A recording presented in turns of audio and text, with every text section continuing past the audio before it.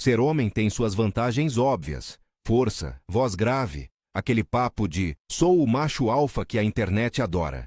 Mas acredite, o corpo masculino guarda segredos tão absurdos que parecem roteiro de ficção científica. Fica comigo que eu vou listar um monte de coisas estranhas, engraçadas e científicas sobre o corpo masculino. Prometo.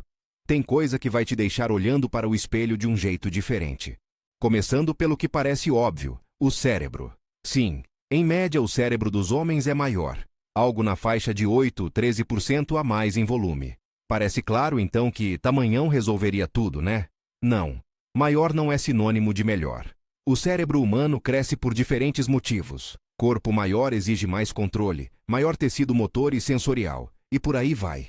Elefantes têm cérebros gigantes, mas ninguém acha que são gênios resolvendo sudoku. A conexão entre volume cerebral e inteligência é complexa e depende de organização, conexões e eficiência, não só de centímetros cúbicos de massa encefálica. Em resumo, sim, há uma diferença média, mas não tire conclusões fáceis sobre QI por causa disso. E tem mais. Enquanto a ciência aponta essa diferença anatômica, a vida social e cultural tenta transformar cada centímetro a mais de massa encefálica em argumento de sabedoria suprema. Não funciona assim.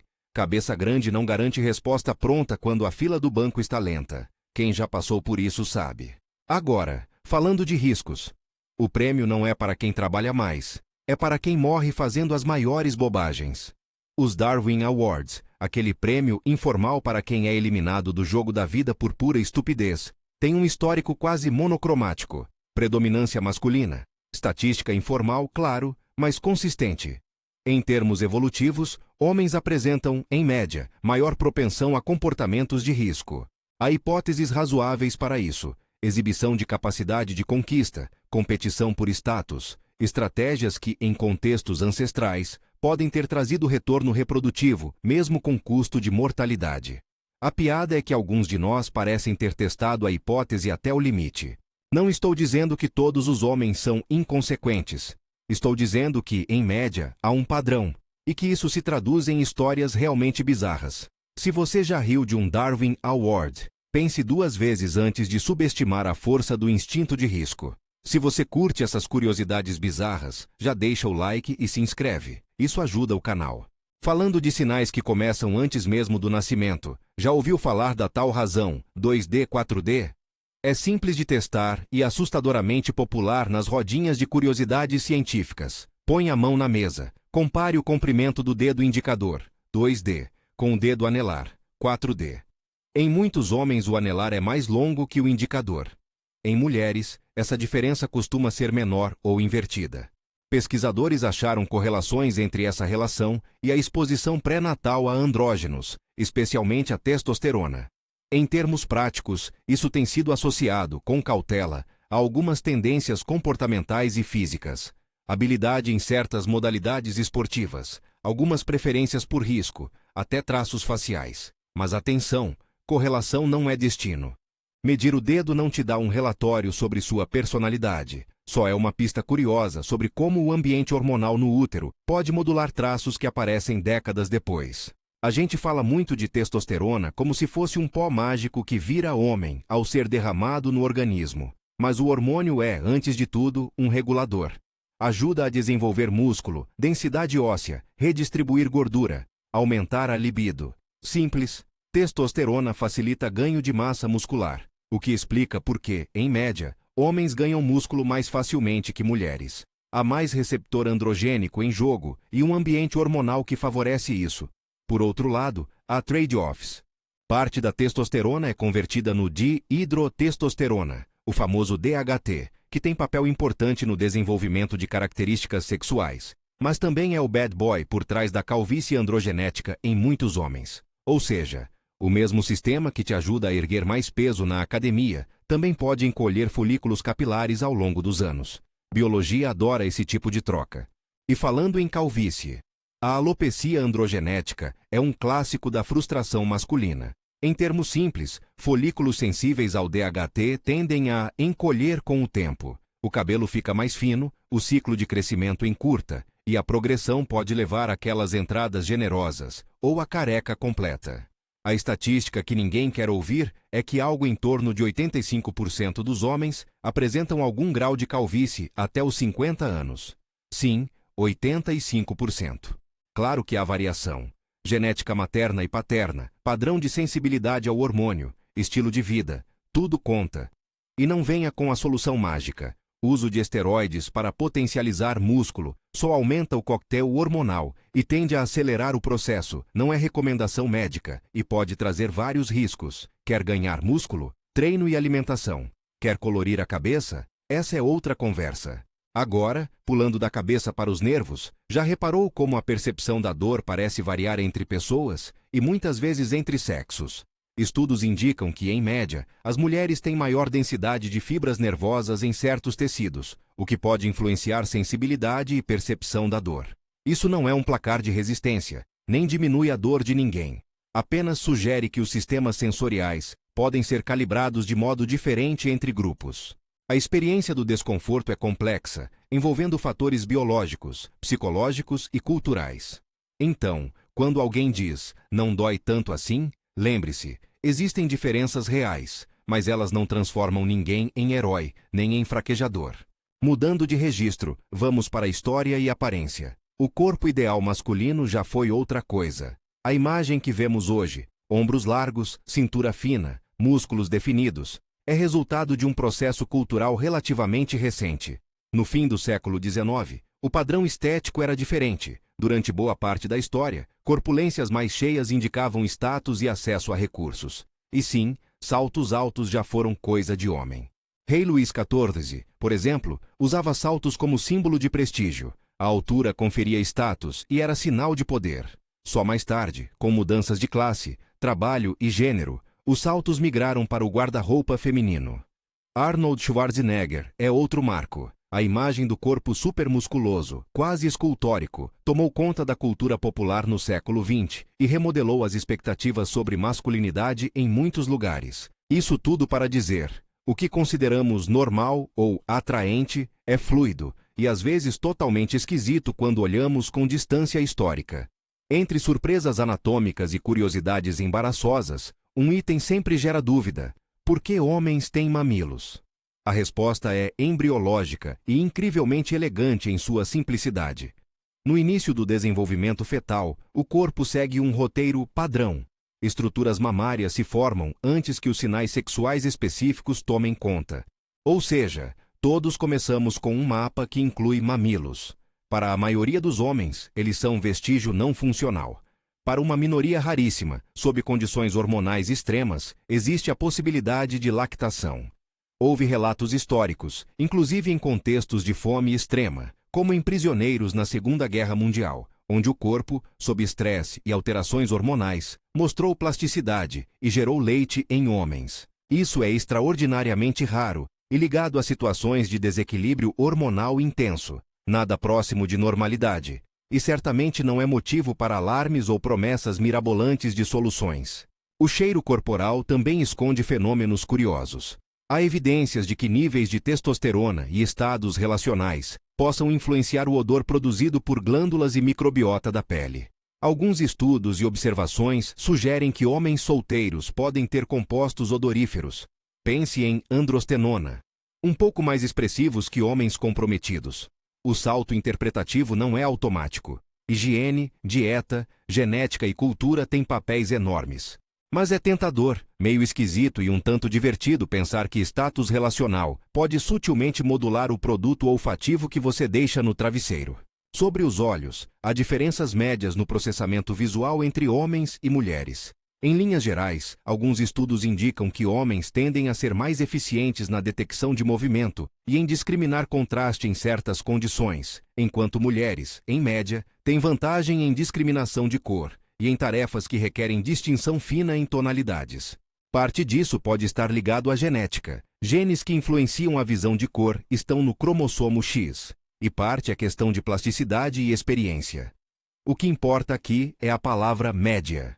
Você, indivíduo, pode ser absolutamente fora da curva em qualquer direção. E falando em sinais faciais, a barba merece sua própria análise social. Crescer barba é um processo ligado a andrógenos. Ela funciona como um marcador visível de maturidade sexual e, culturalmente, pode sinalizar várias coisas, de maturidade à rebeldia, passando por moda. No entanto, a relação entre barba e testosterona não é direta nem perfeita. Ter muita barba não é prova indiscutível de níveis altíssimos de testosterona.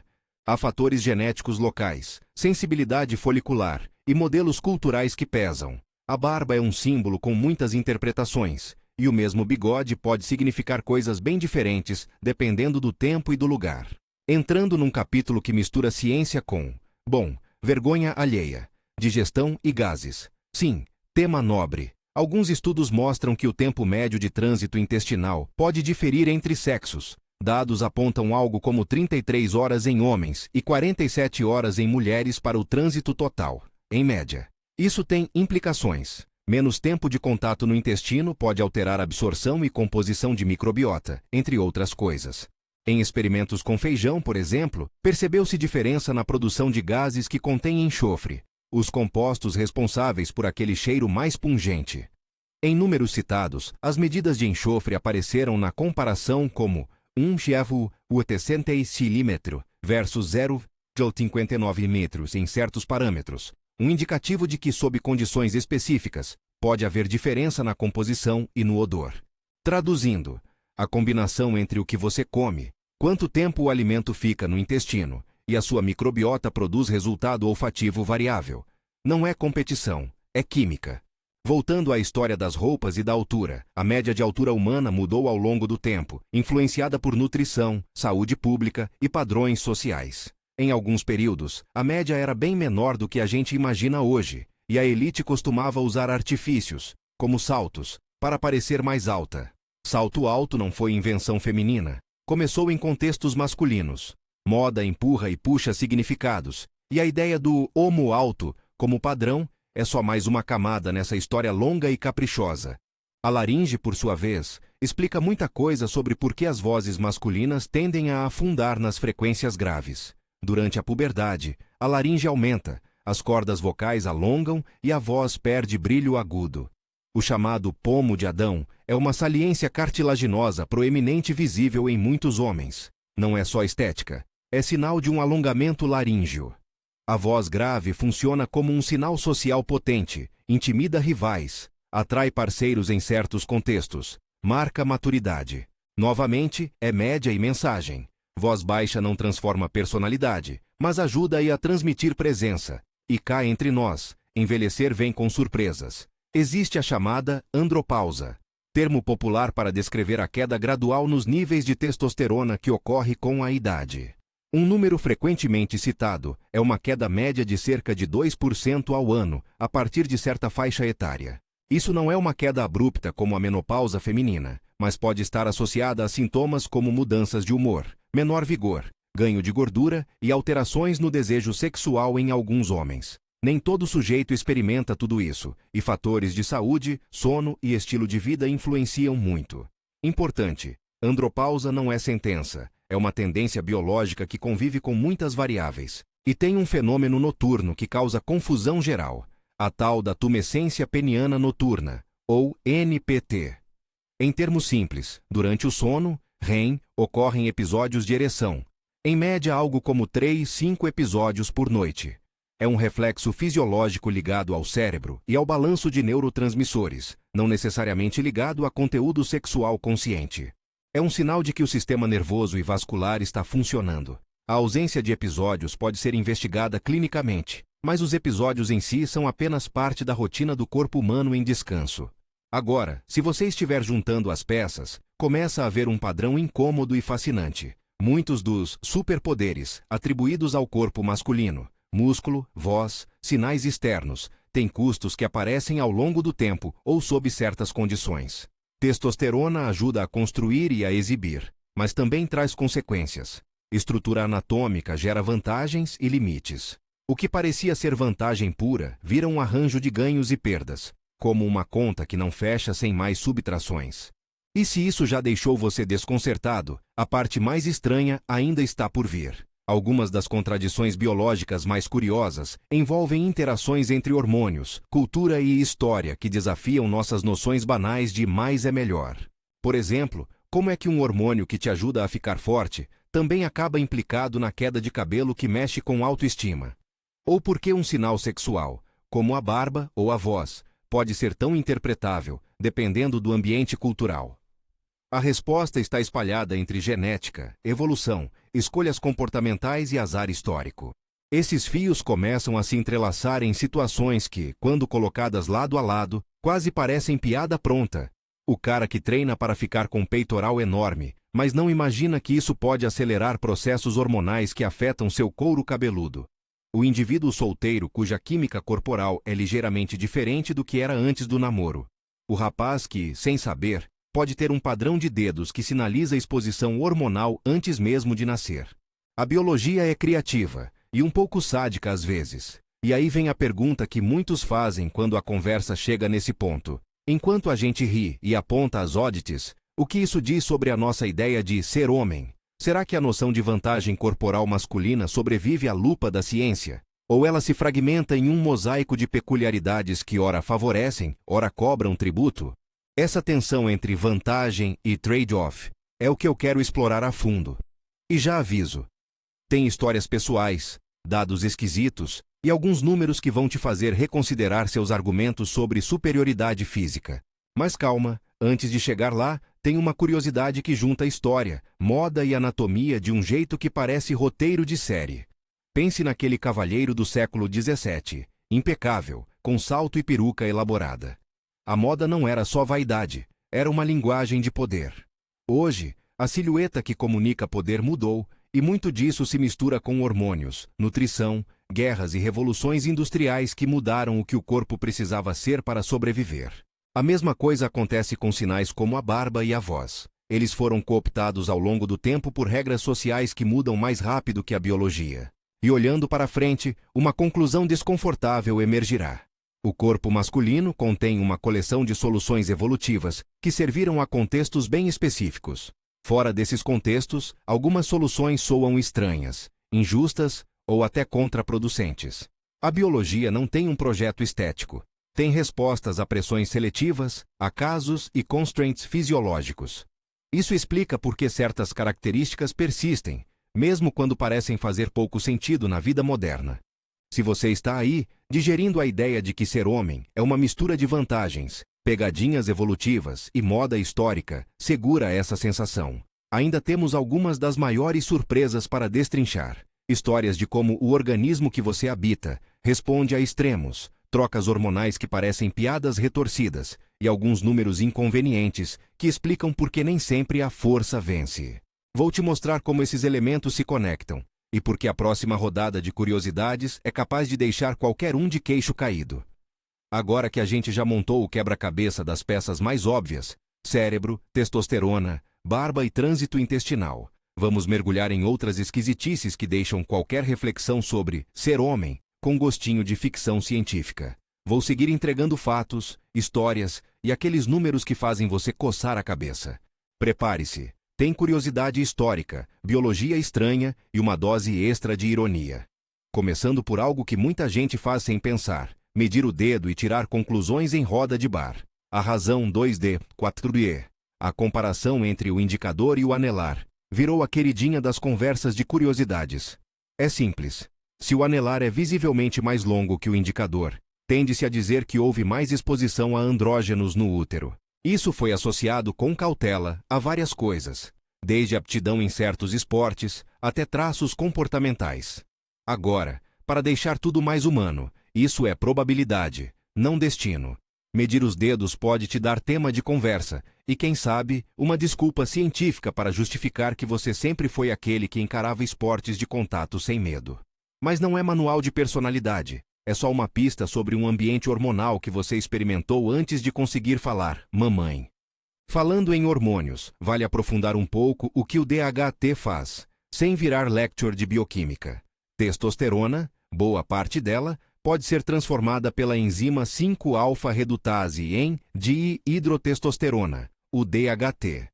Esse DHT é um pouco mais potente nos tecidos sensíveis. No desenvolvimento embrionário, ele ajuda a formar características sexuais, e na vida adulta, ele age nos folículos do couro cabeludo. Em pessoas geneticamente sensíveis, esse hormônio faz a raiz dos fios entrar num modo miniaturização. Ao longo das décadas, o fio nasce mais fino, por menos tempo, até não renascer com força. A consequência, aquele padrão clássico de entradas e careca. O flip é que o mesmo cenário hormonal que faz alguém ganhar facilidade para desenvolver músculo e voz grave, também pode trazer perda de cabelo. Natureza prática, recompensa e custo na mesma transação. A propósito, falando em cabelo e vaidade, há uma história cultural deliciosa sobre como padrões estéticos mudam. Pense no século XIX. Ser rechonchudo era sinal de fartura. No século XX, com o bodybuilding e figuras como Arnold Schwarzenegger, o ideal se deslocou para a massa muscular hipermarcada. Hoje ainda convivemos com múltiplos padrões: o magro atlético, o bombado, o afro-natural. E tudo isso mostra que o corpo deve ser é negociável com a cultura. Ou seja, seu gene pode dar uma predisposição, mas a moda e a mídia fazem o resto do serviço. Agora, uma pérola que mistura biologia e estranheza, mamilos masculinos e a tal possibilidade de lactação em homens. Já expliquei que, embriologicamente, as estruturas mamárias começam a se formar bem cedo, antes do corpo decidir o resto. Na maior parte dos homens, o tecido mamário fica lá como um traço sem função. Porém, em condições extremas, alterações hormonais severas, estímulo contínuo, privação e estresse graves, houve relatos de lactação masculina. Um exemplo histórico que aparece nas anotações médicas envolve prisioneiros em situações de fome prolongada na Segunda Guerra. O corpo, naquela pressão, às vezes reconfigura os caminhos hormonais. Isso é raro, quase uma curiosidade de laboratório social, e não tem nada a ver com normalidade do dia a dia. Mas é um lembrete poderoso. O corpo humano é plástico e, em circunstâncias excepcionais, faz coisas inesperadas. Vamos para um tema que rende graça e constrangimento: cheiro corporal e relacionamento. A ideia de que solteiros exalam um odor diferente por causa da testosterona, com compostos como androstenona circulando, é parcialmente sustentada por observações que mostram diferenças em produtos voláteis na pele. Em termos leigos, sim, pode haver um padrão onde homens solteiros, em média, têm compostos aromáticos um pouco mais expressivos. Mas aí entra o bom senso. Higiene, dieta, genética e bactérias da pele têm papel enorme. Não é que namorar vá te transformar em desodorante. É que relações de parceria podem levar mudanças de rotina que, por tabela, mexem com o que você exala. E tem outra leitura divertida. A química do corpo pode, discretamente, dizer algo sobre prioridades reprodutivas e comportamento social. Ciência checando natureza humana, com cheiro e tudo. Outro ponto que às vezes gera debate: visão e processamento visual entre sexos. Não estamos falando de bobagem de internet. Existem estudos que sugerem diferenças médias. Homens, em média, podem ser ligeiramente melhores em detectar movimento e discriminar contraste em condições específicas. Mulheres, em média, tendem a ter vantagem em discriminação de cor, possivelmente por genes no cromossomo X, ligados a pigmentos de Cone. A aplicação prática? Se você está jogando videogame que depende de detectar movimento rápido, o acaso pode favorecer alguns perfis. Se você trabalha com pintura ou com nuances de cor, outros perfis podem sobressair. Mais uma vez, são médias. Você pode ser um indivíduo que quebra qualquer tendência estatística, e quase sempre é isso que acontece. E por falar em indicadores sociais, a barba merece um capítulo à parte. Crescer barba não é só estética, é um sinal que comunica. Antropologicamente, pelos faciais apareceram como marcador de maturidade sexual e foram cooptados por códigos culturais. Em muitas sociedades, barba diz autoridade, em outras, remete à rebeldia. Mas cuidado, ter barba densa não é certificado de testosterona alta, fatores locais e genéticos interferem muito. Há homens com barbas robustas e níveis hormonais moderados, há homens com níveis altos e barba rala. A interpretação social da barba é fluida, e o melhor uso dela é o que você faz com o rosto na sua própria apresentação. Vamos agora entrar numa zona que mistura ciência, números e um pouco de vergonha, digestão e gases. Já dei os números. Trânsito intestinal de cerca de 33 horas em homens versus 47 horas em mulheres, em média. E experimentos com feijão que mostraram diferenças na produção de compostos de enxofre. Valores como 1,77 mm contra 0,59 mm. em algumas medições comparativas. Traduzindo, o tempo que o alimento fica no intestino influencia quais bactérias vão fermentá-lo e que compostos vão surgir. Em alguns setups experimentais, isso pode levar a diferenças na composição química dos gases, inclusive nos odores mais pungentes. A lição prática? Dieta, microbiota e tempo de trânsito andam juntos. A lição filosófica. A biologia é uma fábrica química, onde cada detalhe altera o perfume final. Agora, um pulo na história curta e curiosa. Saltos altos começaram como coisa de homem. Em certas épocas, a elite masculina, para demonstrar poder e status, usava salto e plataformas. Rei Luís XIV, por exemplo, era famoso pelos seus saltos vermelhos brilhantes. A altura era declaração de prestígio. Com o tempo, e com mudanças de classe e trabalho, os saltos migraram para o guarda-roupa feminino. O que isso mostra? Que as roupas, além de cobrir, narram relações sociais. A mesma peça pode ser símbolo de poder em um momento histórico e de sedução em outro. Moda é linguagem performática que conta histórias sobre gênero, poder e economia. Agora, eu sei que você está curioso para entender a garganta, o pomo de Adão e a voz grave. Durante a puberdade, a laringe cresce mais nos meninos, as cordas vocais alongam e a voz baixa algumas oitavas. O pomo de Adão, essa saliência cartilaginosa, é um sinal visível desse alongamento. Socialmente, voz grave funciona como atalho para transmitir autoridade, presença e, em muitos contextos, intimidação. Não que todo homem com voz grave seja um conquistador nato, mas a evolução fez da voz um sinal fácil de perceber, eficiente para marcar. Aqui tem maturidade sexual. E como tudo que é sinal, ele é interpretado. Em alguns ambientes baixa a credibilidade, em outros, aumenta.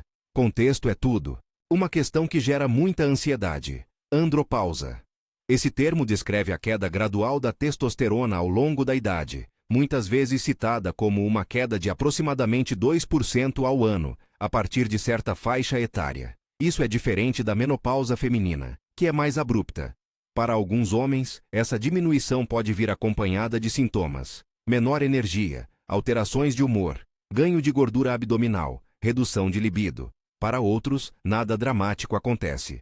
O que é importante entender é que a trajetória individual varia muito. Sono, dieta, atividade física, doenças crônicas e medicações têm impacto profundo.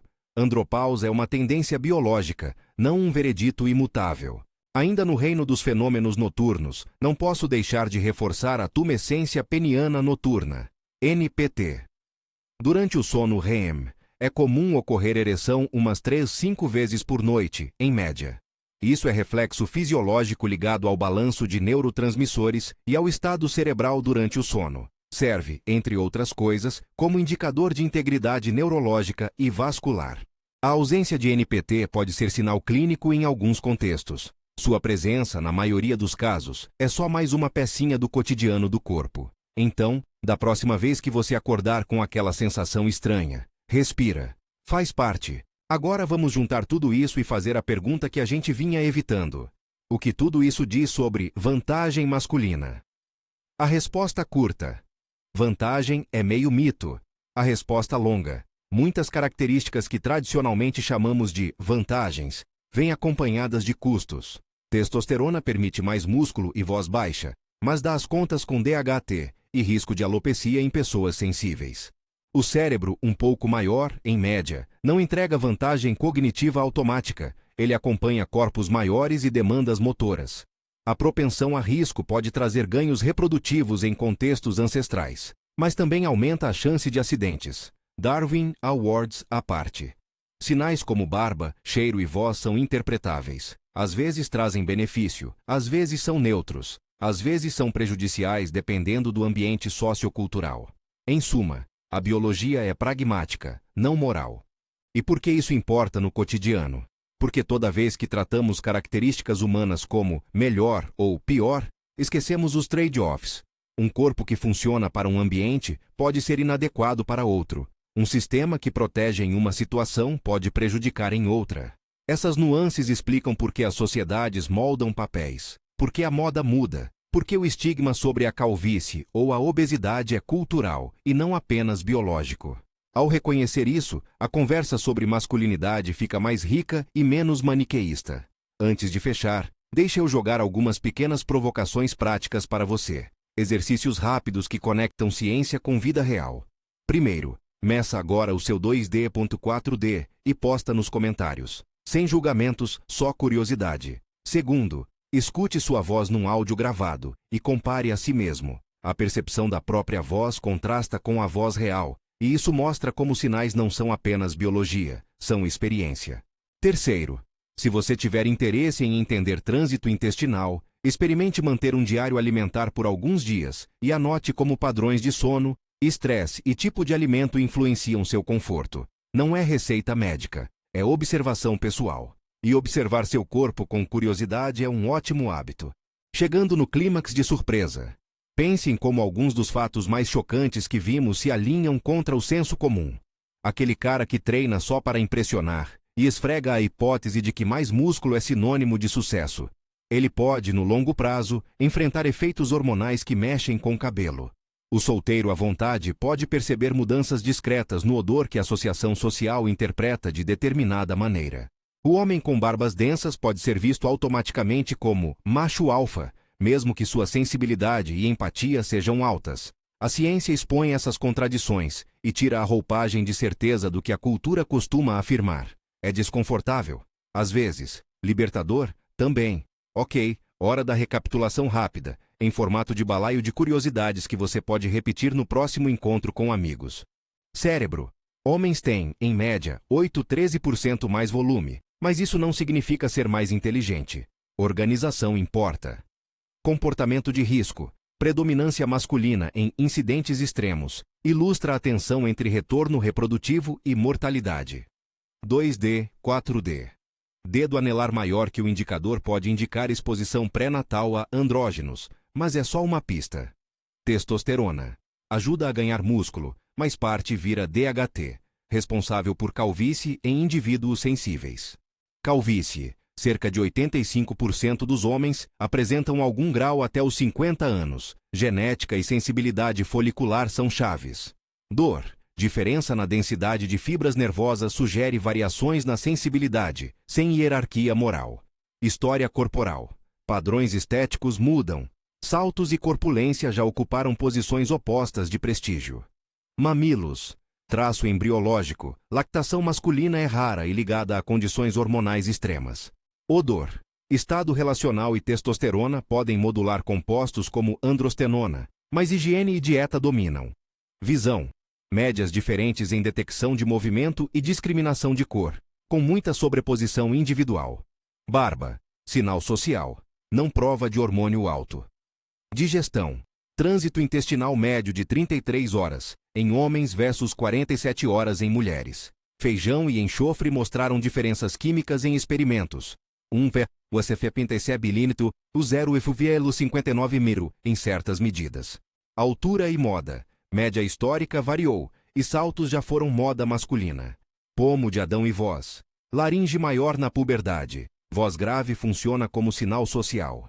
Andropausa, queda média de 2% ao ano na testosterona em idade avançada. Efeitos variam. NPT. Ereções durante o sono ocorrem em média 3 ou 5 vezes por noite. Reflexo normal. Para encerrar, um pensamento. O corpo masculino é uma coleção de soluções, não um projeto finalizado. Ele carrega histórias evolutivas, ajustes hormonais, imposições culturais e algumas piadas do acaso. Olhar para ele com curiosidade, sem pânico, sem heroísmo automático, rende uma visão mais honesta. Somos todos organismos cheios de peculiaridades que, quando colocadas lado a lado, viram narrativa. Narrativa essa que mistura ciência, história e a nossa capacidade infinita de rir de nós mesmos. Agora quero saber de você. Qual dessas curiosidades te deixou mais surpreso? Conta aí nos comentários. E se você achou esse mergulho nas estranhezas do corpo masculino útil ou divertido, compartilha com alguém que vai gostar. Se inscreve no canal para não perder os próximos mergulhos nesse tipo de coisa. Prometo que tem mais esquisitices vindo por aí. Obrigado por ficar até aqui. E cuide bem do seu laboratório pessoal ambulante, que é o seu corpo.